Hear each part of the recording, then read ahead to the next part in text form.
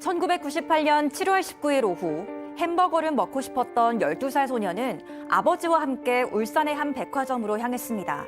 다리를 절뚝거리면서도 맛있는 햄버거를 먹을 생각에 2km를 열심히 걸어간 소년.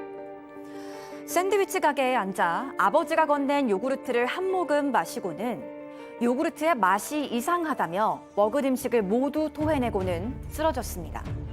그리고는 바로 병원으로 옮겨졌지만 50여 시간 뒤 숨지고 맙니다.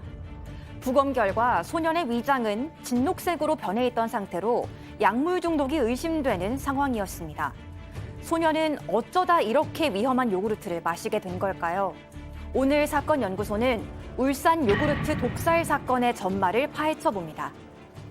그렇습니다. IMF 파고가 막 몰아치던 1998년 벌어졌던 사건인데요. 5남매 중 막내였던 12살 남자아이가 아버지와 함께 햄버거 먹으러 갔다가 사망한 사건. 자, 일단 아이가 쓰러진 그 상황부터 정리해보죠. 네, 1998년 7월 19일 오후 6시쯤 울산의 한 백화점 식품 코너에서 아버지와 함께 샌드위치에 요구르트를 먹던 12살 김군이 갑자기 토를 하며 쓰러졌습니다. 식품관 직원의 119 신고로 즉시 병원으로 옮겨졌지만 50여 시간 뒤 끝내 숨지고 말았는데요. 아버지 김영세 씨의 진술에 의하면 아이가 요구르트를 한 모금 마신 뒤 갑자기 요구르트 맛이 이상하다면서 이상 증세를 보이더니 먹은 걸 전부 토해내고 정신을 잃었다고 합니다. 어허. 그런데 사건 발생 1시간 전쯤 김 씨는 이 아들이 햄버거를 먹고 싶다고 해서 집을 데리고 나서서 2km를 떨어진 백화점까지 걸어갔다고 했는데요. 이 피해 아동은 6살 때 교통사고를 당해서 다리를 절뚝거리게 됐는데도 햄버거를 먹고 싶다는 생각에 열심히 걸어갔던 겁니다. 자, 부검을 했을 거 아닙니까? 네. 부검 결과 폐와 위장이 진녹색으로 변해 있었고요. 폐출혈 증세도 보여서 1차 소견은 약물 중독이었습니다. 이제 국가수에서 정밀 분석한 결과 요구르트에서 포스파미돈이라는 살충제 성분이 검출이 되는데요. 이게 뭐냐면 사람이 아주 소량만 먹어도 바로 사망하게 되는 맹독성 농약인데요. 예. 2012년부터 판매가 중단됐지만 이 당시에는 농약상에서 흔히 구할 수 있었던 그런 물품이었습니다. 아니, 요구르트에서 저런 맹독이 나왔으면 난리가 났을 텐데요. 그렇습니다. 그 당시에 이제 이 요구르트 회사는 물론 이 제품을 갖다가 먹었던 그 소비자들 같은 경우도 굉장히 그 불안해했었는데요. 이 불특정 다수를 향한 범죄 같은 경우는 누구라도 피해자가 될 수 있다라고 하는 그 가능성에 이제 공포가 전염이 되는 건데, 예컨대 일본에서의 그 옴질리교 사건, 그러니까 예. 모리나가 캐러멜 안에다가 독극물 집어넣은 사건, 뭐 이런 것들이 아주 대표적인 것인데, 이런 일이 그 발생이 되면 상당히 그 세상이 흉흉하게 되죠. 예. 자, 경찰은 말이죠. 이 피해 아동의 아버지를 용의선상에 올립니다. 수사를 할수록 이 아버지란 사람의 말, 행동에서 뭔가 의심적인 게 나와요. 그러니까 일단 첫 번째로 백화점에서 일어난 일이잖아요. 그런데 아이 아버지가 뭐라고 그랬냐면 아이와 함께 요구르트를 사러 다녔다라고 얘기를 했는데, 그런 CCTV를 보니까 백화점에 들어올 때는 같이 들어옵니다. 그런데 계산대에서 요구르트 계산한 건 아버지 혼자였던 거예요. 아하. 그러니까 이 계산대에서 저 샌드위치를 먹는 햄버거를 먹는 가게까지가 한 44m 정도밖에 안 떨어졌는데, 아이하고 같이 다녔다고 모를까 아버지가 혼자 다녔다면 그 사이에 뭔가 요구르트에 나쁜 행동을 했을 가능성도 배제 못하잖아요. 게다가 그래서 더 수상쩍어서 계속해서 CCTV를 찾아보니까 사건 전에도 같은 요구르트를 같은 매장에서 혼자 몇 차례 샀던 게 남아있었던 겁니다.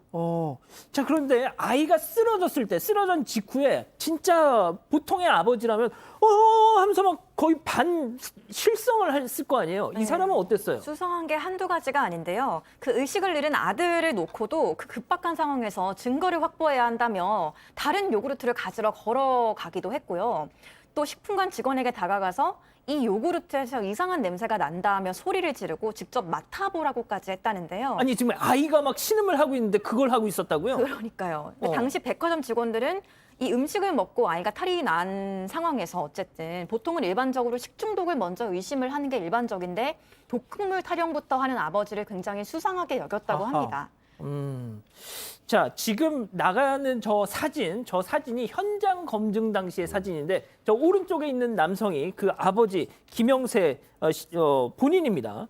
자, 주변인 탐문 조사를 했더니 저 사람이 자기 아이를 해치겠다는 말도 했다면서요? 일단 지인들에 의하면 이 김영세가 술에 취해서 약이라도 먹여서 막내를 죽여야겠다 이런 말을 했었다고 합니다. 아이고. 뭐 아들이 사망하면 뭐 제조회사나 이 백화점에 거액의 배상금을 요구할 계획이었던 것으로 보이는데요.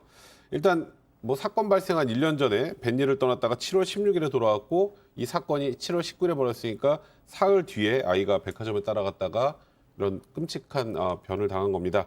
이제 동네 사람들 사이에서는 이런 얘기도 들었어요. 아이가 교통사고를 당했고 아까 쩔뚝거리면서 백화점까지 왔다는 얘기를 시작할 때 했었죠. 아이가 교통사고를 당하고 이 김영세가 보험금을 수령했는데 아이를 고쳐줘야 되는데 다리는 고쳐주지 않고 그 돈을 전부 도박판에 탕진했다. 이런 소문이 돌기도 했었습니다.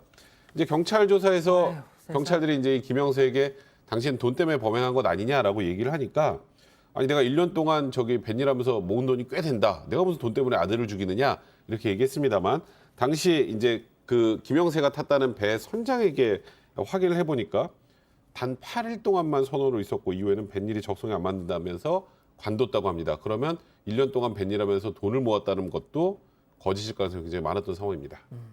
교수님, 이상하네요. 글쎄요. 지금 뭐 이런 그 상황을 보게 되면 점점 이제 혐의점이 좀 그 깊어져 가는데 지금 이제 그 당시에 이 요구르트를 팔았던 그 직원의 진술에 의하면 이 그 사망한 그 아이의 여러 가지 어떤 복장이라든가 이런 것들이 굉장히 그 다른 아이들보다는 남루하고 신발도 아주 낡았다라고 하는데 거기에 비해서 이 아버지 바로 이 김 씨 같은 경우는 굉장히 어떤 그 부자같이 보이는 뭐 본인은 굉장히 좀 이렇게 그 여러 가지 어떤 뭐 부자같이 보이게 그렇게 옷과 신발을 신었던 것 같습니다. 그리고 가장 핵심적인 게 뭐냐면 병원으로 가지 않았습니까? 근데 이 김 씨가 바로 거기에서 건강보험 카드를 갖다가 꺼냈다는 거죠. 우리가 보통 건강보험 카드 들고 다니는 사람이 있습니까?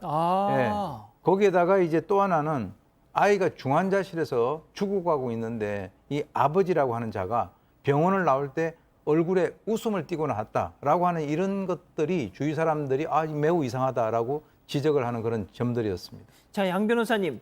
그런데 잠적을 했다는 거예요. 이 아버지란 자가. 사실 상황이 이러니까 경찰도 사건 다음 날부터 바로 유력 용의자로 지금 지목을 했던 겁니다. 그런데 장례는 치러야 되는 거 아니겠습니까? 예. 그래서 발인날 당일날 또 여러 가지 수사가 예상돼 있었는데 아이 발인을 하기로 한 날 아침에 한 14km 떨어진 목욕탕에 나타났던 걸 마지막으로 잠적을 해버렸어요. 야. 그 이후부터 뭐 산에서 도사 행세를 하고 다닌다더라 이런 여러 가지 소문이나 제보는 있었지만 여전히 그러니까 98년도의 사건이니까 24년째 잠적 중입니다.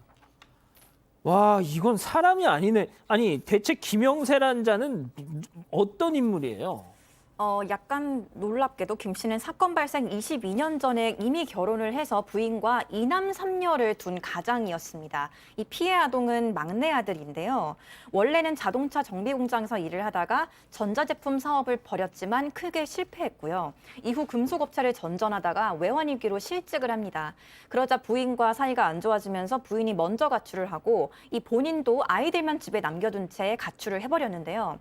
이 극심한 경제적 압박에 시달리다가 도박판을 기웃거리게 됩니다. 그러니까 은행에 빚도 지고 또 월세, 관리비가 다 밀려있는 상태에서 이 사건 발생 3일 전 아이들만 지내던 집에 1년 만에 다시 돌아왔습니다. 그때 이제 1년 만에 만난 아버지를 가장 반겼던 자식은 막내 아들이었다고 합니다. 이 피해 아동은 6살 때 교통사고를 당해서 머리와 다리를 크게 다쳤고 그 이후 다리를 절뚝거리고 약간의 정신적인 지체도 있었다고 합니다. 교수님, 왜 5남매 5 자식 중에 가장 막내, 자기를 제일 반겨했던 저 막내를 범행 대상으로 노렸던 걸까요? 그 사실 여기서 나온 것을 보게 되면 다른 그 자식들보다도 이 아이가 아버지를 제일 반겼다라고 그러지 않습니까? 예. 그리고 이제 일반적으로 이 부모의 입장에서는 자식이 여러 명이 있는데 그 중에서 어떤 사고를 당했거나 어떤 장애가 있다라고 하면 이 뭐 10손가락 물어가지고 아프지 않는 손가락은 없지만 그 중에서도 특히 더 안타깝게 생각하고 더 어쩌면은 거기에 대해서 애정을 가지는 것이 이게 정상적인 부모거든요. 그런데 바로 이 김 씨 같은 경우는 뭐 도박으로 돈을 다 탕진하고 뭐 자기 그 직업도 제대로 갖지 못하고 한 그 상황에서 이 사람이 없기 때문에 지금 우리가 확실하게 얘기는 할 수는 없지만 추정컨대 아들이 그런 어떤 장애가 있는 아들을 갖다가 그 살해하고 난 이후에 그 보험금으로 뭔가 하려고 하지 않았는가. 지금 현재 수사기관에서는 그런 식으로 추정을 하고 있습니다. 자, 백 변호사님, 이거 당시에 공개 수배 안 했어요? 이때 그 현상금까지 걸었으니까 사실상 뭐 공개 수배를 한 거죠. 지금 말씀하셨던 것처럼 지금까지 전 과정을 본다면 김영세가 아들을 독극물로 살해했다라고 충분히 판단이 가능한 상황이었죠. 그래서 이제 경찰 입장에서는 김영세 조사를 해야 되는데 자취를 감추니까 일단은 잡아야 되니 예. 현상금 300만 원을 걸고 수배 전단 1000장을 만들어서 뿌렸습니다만 결국 이 김영세를 확보하지 못했습니다. 성과가 없었습니다. 당시 뭐 이 사건이 일어나고 정말 한동안 사이면을 아주 떠들썩하게 했었습니다만 김영세는 결국 행방불명이 됐고요. 2000년이 돼서 일단 피의자가 없으니까 예. 그 당시 이제 기소 중지가 된 그런 상황이었습니다. 지금이라도 잡히면 처벌할 수 있습니까, 양 변호사님? 2013년에 이거는 뭐 경찰 수사 결과 다른 가능성이 없다라고 해서 이미 공소 제기를 해놨습니다. 그러니까 잡혀서 살인이라는 게 확인이 되면 처벌은 당연히 할 수 있는데 그 사이에 뭐 언양 이런 데서 뭐 도박판에서 봤다는 제보도 있고 뭐 스님이 됐다는 제보도 있고 좀 산에서 봤다 해서 일주일 동안 경찰이 산을 뒤진 적도 있는데 잡지는 못하는데요. 지금은 70대가 훌쩍 넘은 나이겠네요. 살아있다라면. 자, 마무리하기 전에 그 김영세의 얼굴 사진 다시 한 번만 좀 보여주십시오. 23년째 지금 잡히지 않고 있습니다. 오른쪽에 있는 저 남성입니다. 지금 살아있다면 73살 노인이 돼 있을 김영세입니다. 뭐 지금 저 모습은 아니겠죠. 저 40대 중후반의 모습이니까 흰 머리도 있을 것이고 이렇게 본다고 뭐 이게 참 뭐 도움이 될지 모르겠습니다만 그래도 눈에 좀 이렇게 각인을 해놔 주셨으면 좋겠습니다.